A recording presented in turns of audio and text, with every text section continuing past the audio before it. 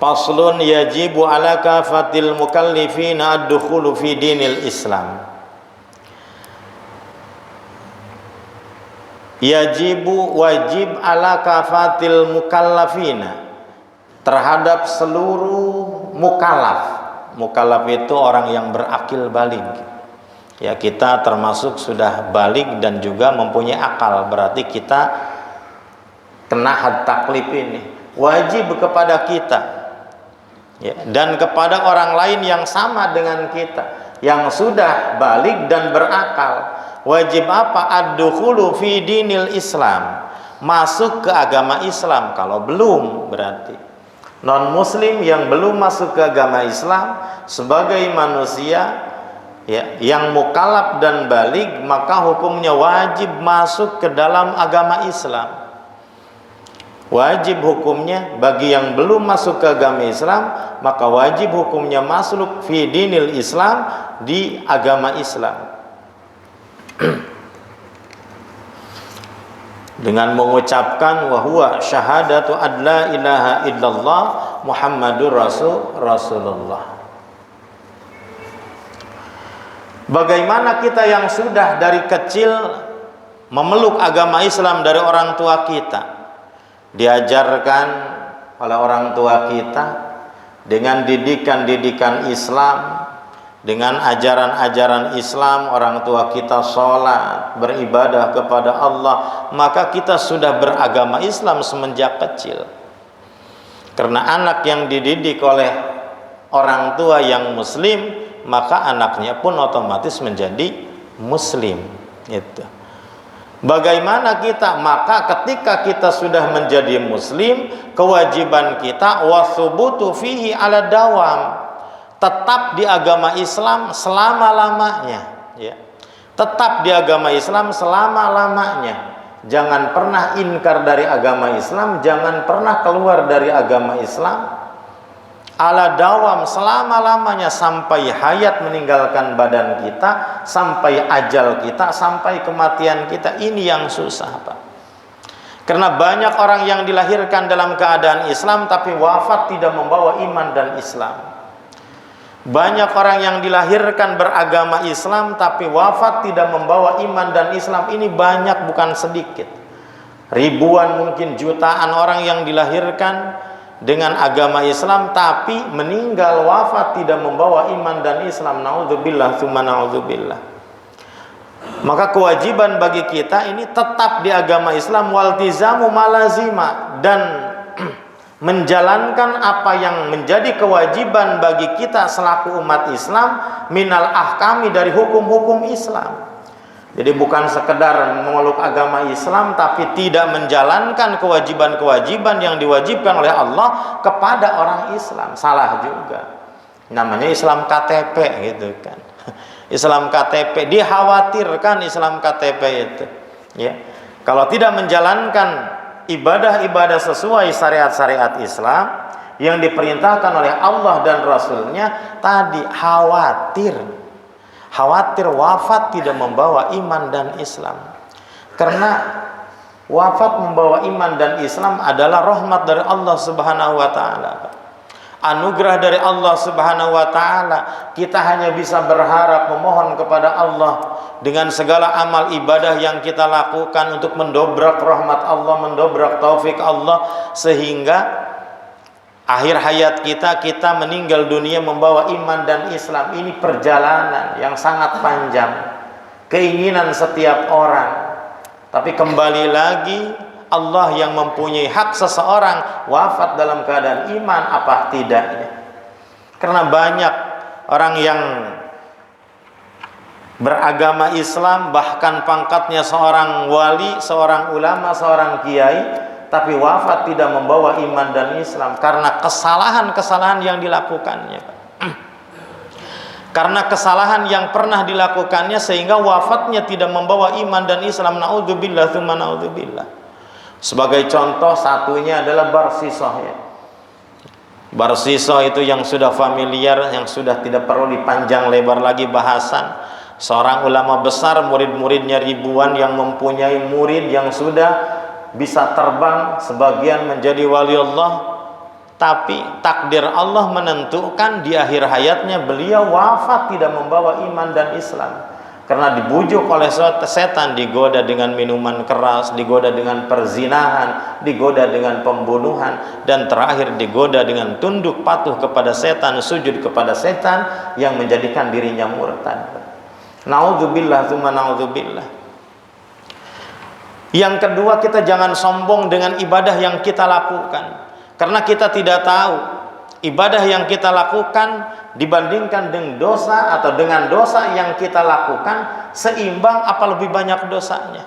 Bisa saja kebaikan kita banyak tapi kita melakukan keburukan yang sangat fatal, keburukan yang sangat fatal yang menghancurkan rahmat Allah, yang menjadikan seseorang dilaknat oleh Allah sehingga bisa saja wafatnya dalam keadaan kafir, keadaan non muslim.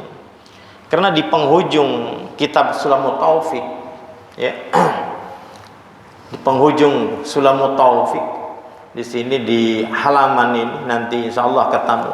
Cuma kita singgung dulu karena bagian tauhidnya. Ya.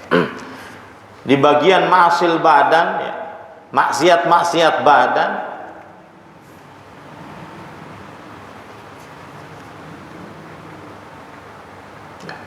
di halaman 80 nanti. Mungkin 1 tahun pertemuan baru ketemu, ya. Menjelaskan tentang apa? Tentang kesalahan dosa badan yang mengakibatkan amal kebaikan yang banyak luntur sehingga wafat dalam keadaan tidak membawa iman dan Islam. Naudzubillah tsumma naudzubillah. Ya. Keburukan yang dilakukan menghancurkan ibadah karena tadi murka Allah banyaknya di situ. Makanya kita hati-hati, Pak. Jadi jangan pernah, makanya saya sering, jangan pernah kita merasa diri kita lebih baik daripada orang lain.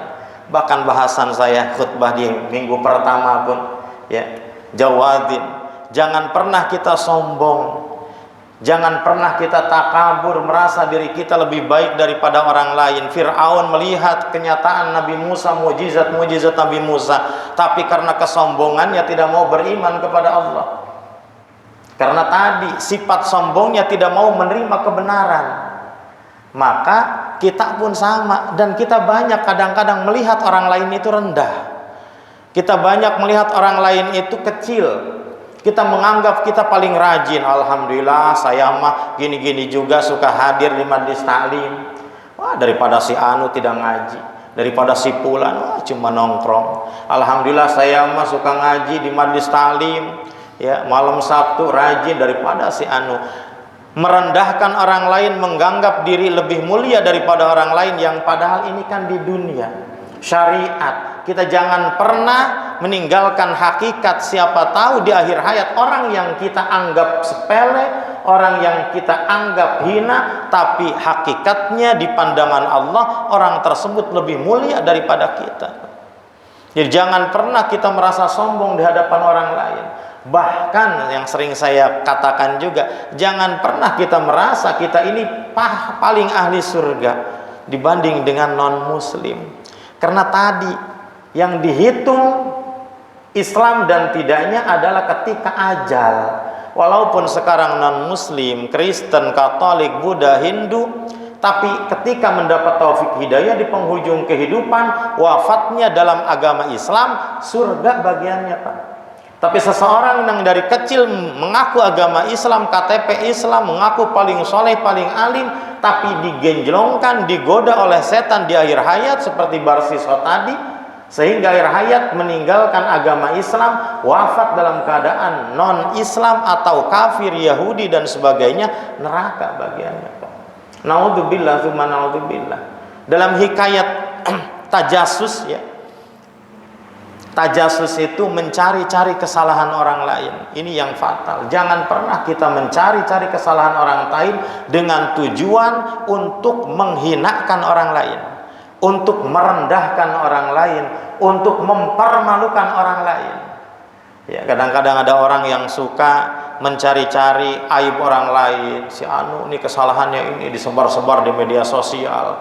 Nah, ini menyebar-nyebar aib orang lain tujuan mempermalukan, menghinakan, merendahkan dan lain sebagainya, dilaknat oleh Allah Subhanahu wa taala karena berefek fatal. Bisa saja orang yang dibully, orang yang dihinakan ini dia menyesal, dia sampai bunuh diri dan lain sebagainya. Ini bisa saja akibat aib yang kita sebarkan, aib yang kita bocorkan, mempermalukan orang yang kita permalukan, sehingga orang itu jatuh mentalnya, tidak mau keluar rumah lagi, tidak mau beribadah lagi, bahkan pindah agama mungkin.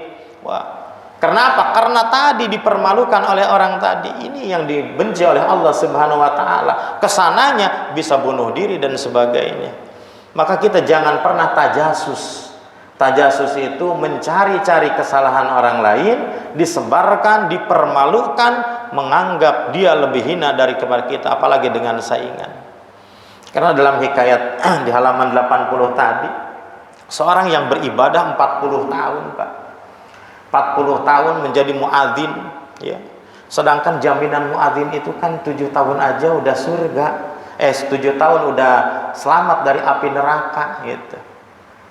Selamat dari api neraka. 12 tahun jaminannya surga. Tapi ketika dibenturkan tadi kebaikan dengan keburukan, mana yang lebih kuat gitu kan? Murka Allah apakah tadi rahmat Allah dari ajan yang dilakukan, apakah murka Allah dari menyebar-nyebar fitnah, menyebar-nyebar keburukan orang lain? Ternyata dalam hikayat ini yang kalah adalah menyebar-nyebar fitnah. Lebih fatal daripada kebaikan yang dilakukan oleh ahli ibadah, sehingga 40 tahun wafatnya tidak membawa iman dan Islam. Naudzubillah tsumma naudzubillah, ya. Naudzubillah tsumma naudzubillah. Maka kita memohon, berharap kepada Allah kebaikan yang kita lakukan atau kesalahan yang kita lakukan diampuni oleh Allah. Kesalahan-kesalahan, kalau kesalahan individu kan kesalahan yang hubungannya dengan Allah, sholat, puasa, itu hubungan dengan Allah. Tapi kalau hubungannya dengan manusia, beda lagi taubatnya. Kalau mempermalukan, mencari keburukan orang lain, difitnah, digibah dan lain sebagainya, taubatnya itu bukan hanya kepada Allah, tapi terhadap orang yang disakiti, ya, orang yang disakiti. Yang keduanya tadi dalam hikayatnya dilanjut oleh adiknya atau saudaranya juga. Saudaranya juga 30 tahun menjadi muadzin, tapi sama sifat adik kakak ini, mungkin sama tajasus. Ya, suka mencari-cari kesalahan orang lain, disebarkan, dipermalukan, sehingga sama ketika wafatnya mata Nasranian, meninggal dalam keadaan Nasrani. Yang menceritakan siapa? Saudaranya. Sehingga saudaranya ketika di Mekah, ketika sedang ihram, yang dia panjatkan doanya cuma satu. Allahumma akhrijni minad dunya bil iman. Allahumma akhrijni minad dunya bil iman. Ya Allah, keluarkan saya dari dunia membawa iman. Sehingga seorang wali Allah menyamper atau umpama mendatangi, Pak, kenapa doanya tidak ditambah dengan keinginan yang lain? Tidak ada keinginan yang lain. Yang saya inginkan hanya itu, keluar dari dunia ini membawa iman, wafat dalam membawa iman dan Islam. Keinginan yang lain tidak ada. Karena kalau dibandingkan, kalau orang sudah berpikir tentang akhirat, Pak, kehidupan kita yang di dunia 100 tahun lah contoh paling lama. Jarang orang sampai 100 tahun, ya. Palingan 80 tahun, 90 tahun udah banyak, ya. 100 tahun kehidupan kesenangan di dunia ketika dibandingkan dengan kehidupan akhirat, tidak ada satu detik pun. Kenapa? Di akhirat ketika ahli surga di surga, ahli neraka di neraka, sudah tidak ada waktu lagi. Waktunya sudah hilang, tidak ada. Makanya hari terakhir itu tadi bukan sekedar, bukan hanya 100 tahun, 1.000.000 tahun, 1 miliar tahun, bahkan lebih daripada triliunan tahun, karena tidak ada batasan, unlimited berarti. Tidak ada batasan ketika ahli surga di surga, ahli neraka di neraka, tidak ada batasan waktu kesenangan yang diperoleh oleh ahli surga. Maka 100 tahun di dunia dibandingkan dengan kehidupan akhirat, tidak ada satu detik pun, ya.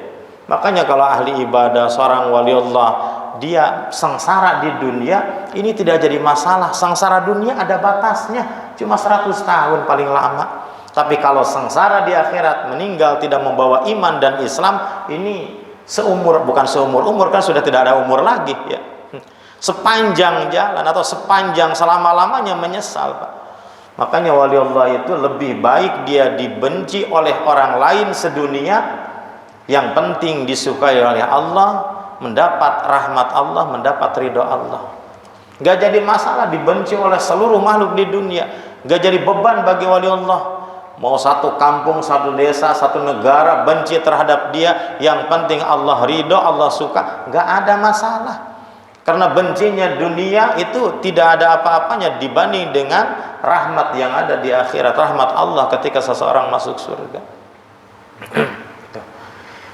Jadi seorang muslim ya wajib menjalankan ajaran-ajaran Islam ya. Ajaran-ajaran Islam kita belajar benar sedikit demi sedikit ya, sedikit demi sedikit sifat takabur kita hilangkan.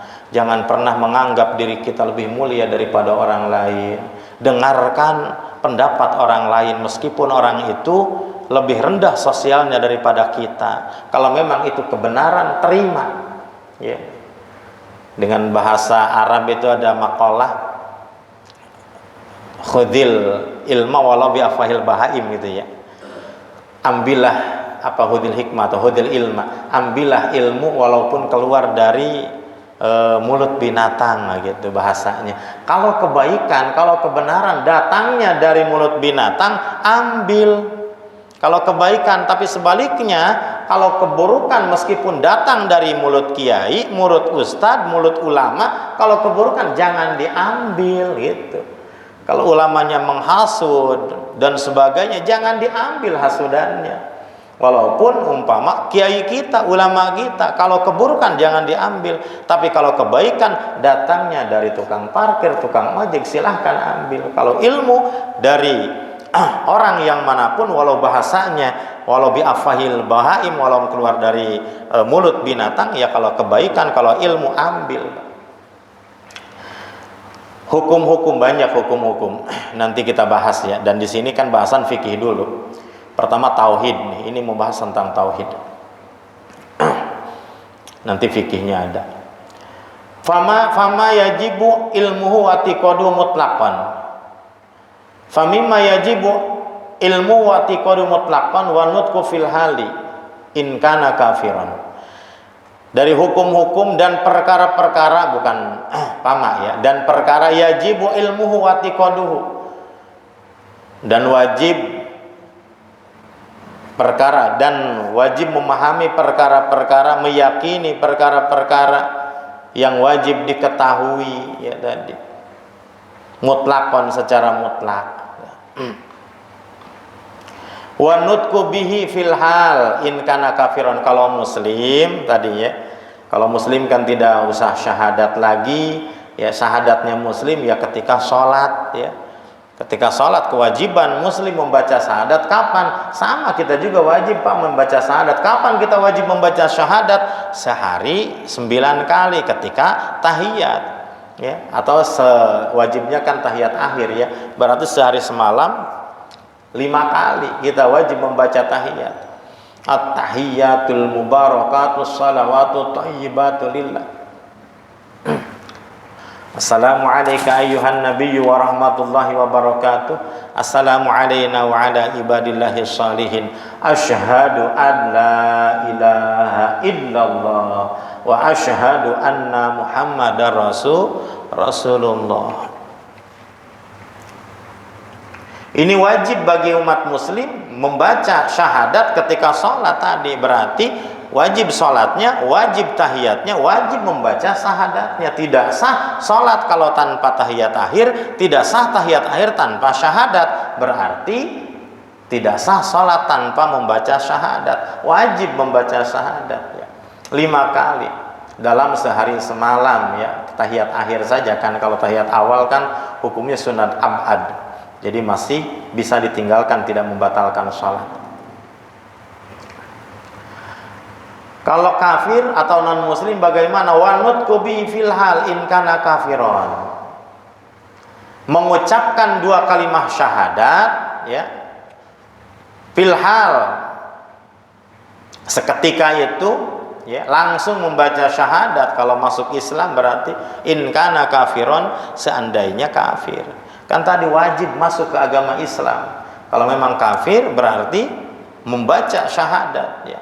Asyhadu an la ilaha illallah wa asyhadu anna Muhammadar Rasulullah, ya. Mengucapkan ini karena kafiran aslian, kafir asli atau yang murtad, ya. Kafir asli dari kecil lahir itu non muslim, maka wajib membaca syahadat. Atau orang murtad keluar dari Islam, maka wajib membaca syahadat lagi. Asyhadu an la ilaha illallah wa asyhadu anna Muhammadar Rasulullah.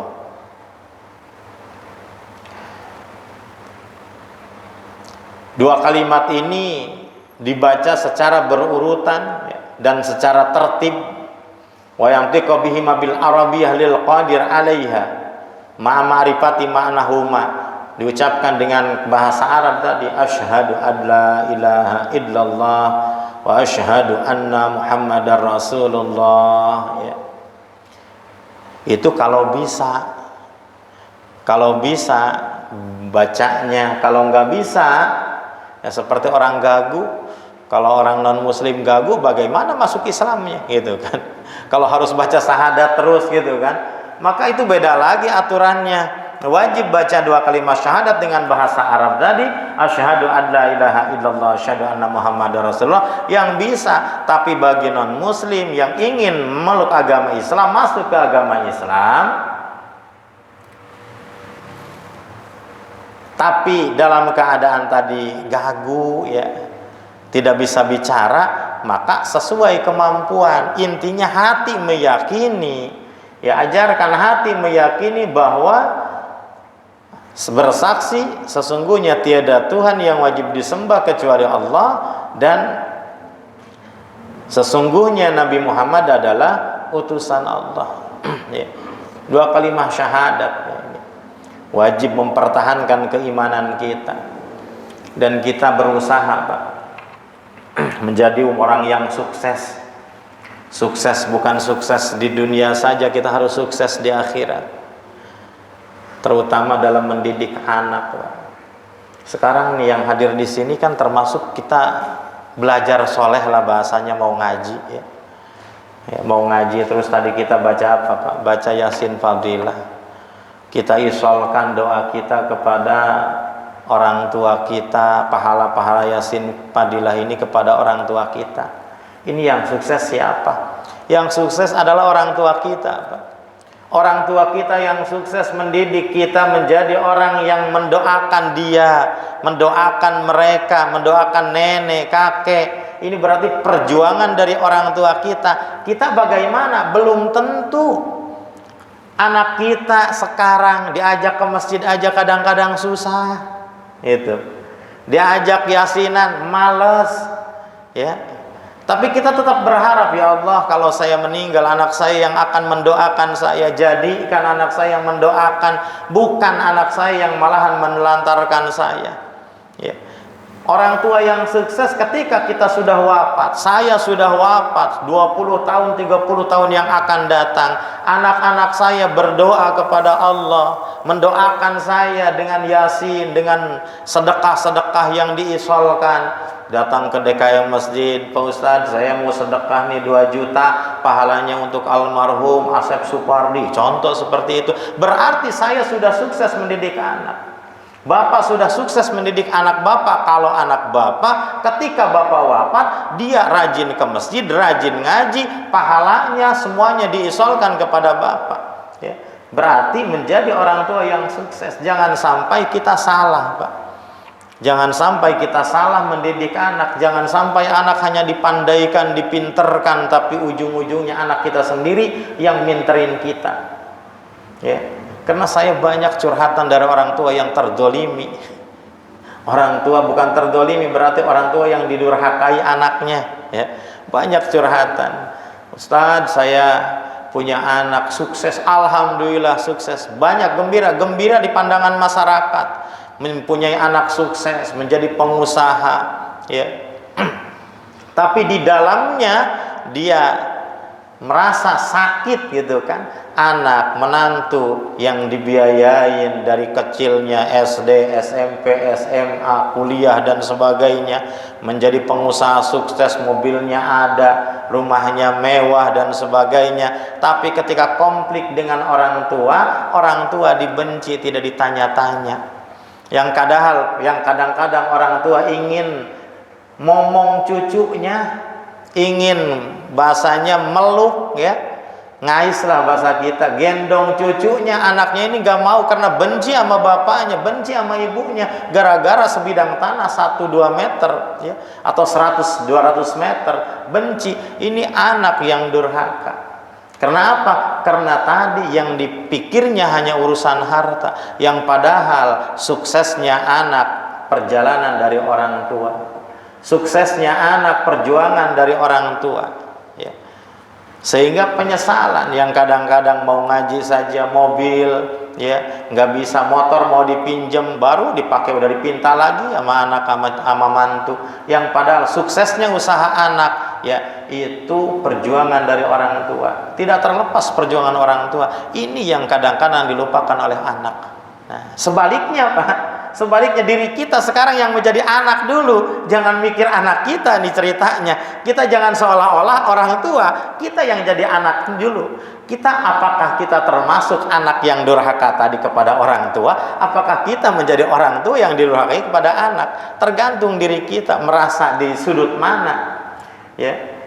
Kita berpikir, makanya kita berpikir ketika bertempur, berselisih, berantem dengan saudara, dengan kakak, dengan ibu, dengan bapak, dengan mertua, maka jangan lihat sisi negatif orang tua kita, jangan lihat sisi keburukan kakak kandung kita, tapi lihat kebaikan-kebaikan dari kakak-kakak kita, dari orang tua kita ya. Maka kebencian kita kepada orang tua, kepada kakak akan hilang. Contoh, kita sudah punya mobil, usaha sukses, kita berpikir usaha kita yang sukses ini kan saya disekolahkan oleh orang tua, saya dididik oleh orang tua, bayaran dari orang tua, sekarang sukses, apa salahnya kalau orang tua ini minjem duit 2 juta, jangan dipinjemin, kasih, karena kesuksesan kita ini dari orang tua. Tapi kadang-kadang kan jangankan 2 juta, 200.000 baru seminggu udah ditagih ke orang tua. Ini yang dilupakan oleh anak-anak, Pak. Ya, kita sebagai anak jangan ngurusin anak orang lain, kita aja yang jadi anak ya. Kita berpikir kalau orang itu cuma butuh 1 juta, 100, dan kita banyak dan kita mampu, kita berpikir kita suksesnya, kita kayanya, kita punya mobilnya, kita punya rumah mewahnya, punya usaha yang bagus ya. Ini kontribusi dari orang tua kita. Yang kedua dengan saudara, kakak kandung.